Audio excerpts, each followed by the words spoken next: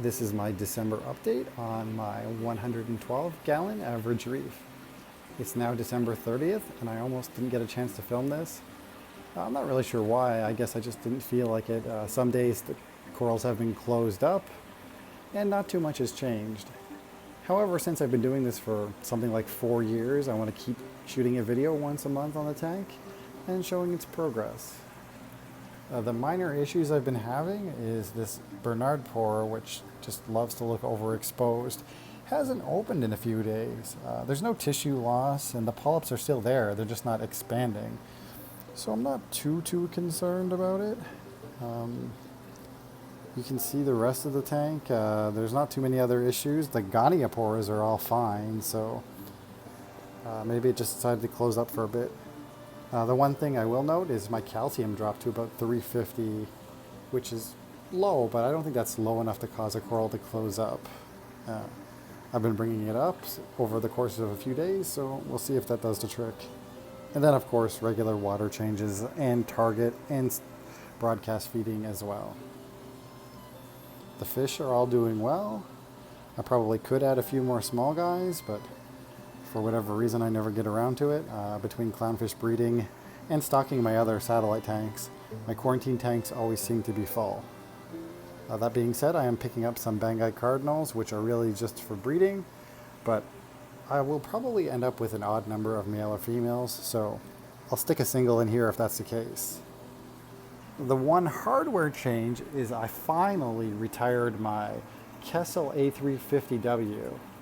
I replaced it with an A360X, so I now have two, and then the far light is an A360WE, I believe. It's the one before this anyways. I haven't actually retired the light. I repurposed it. It's on my hexagon tank, which I cover when I'm not really looking at it. So that light here is actually from 2009 and it's still going. Back to the main tank. There's really not room for anything else. I do have a Gorgonian in my frag tank I want to stick in, but the problem with small frags is they just get lost in the tank, or even small colonies like this guy here got completely stung out by the Gania. Even this Space Invaders chalice has some tissue damage. I should probably move it a little bit further than it is now. I did frag this Gania earlier, but it's grown back pretty quick. So probably in the new year I will cut it just because it does actually wipe out corals. I mean, maybe the logical answer is to frag the leathers that don't do too much damage, but I just love having this giant colony. It probably wouldn't even fit in a 5-gallon bucket, so I don't know what I'll do with it later. I am hoping that 2022 is the last year of this 112 Average Reef. The tank has been set up for 5 years in this location, but I actually got it way back in 2006. So besides the fact I've obviously outgrown it, it is starting to show its age with some scratches, and while it is a Miracles tank and the seams are good, one day it will probably give out.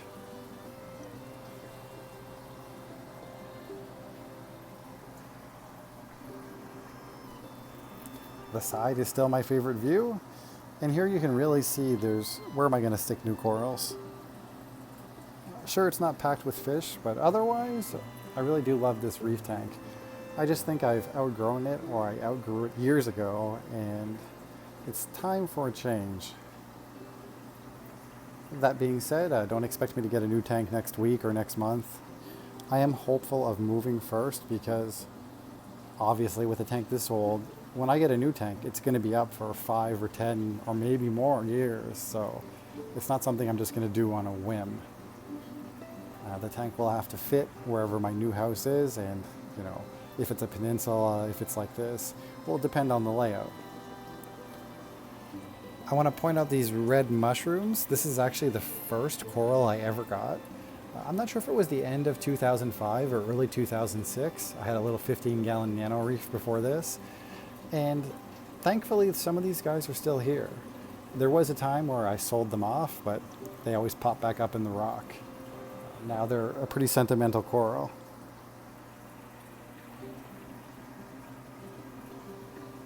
I do have one other sentimental coral coming, which I guess will have to find its way into this tank. I'll deal with that once I have it and it's settled in. But otherwise, I'm just enjoying the tank despite a few minor issues. I think it looks great, but if you have any constructive criticism, feel free to leave it for me and I will address it, or if you just want to leave a comment. Thanks for watching, and happy reefing.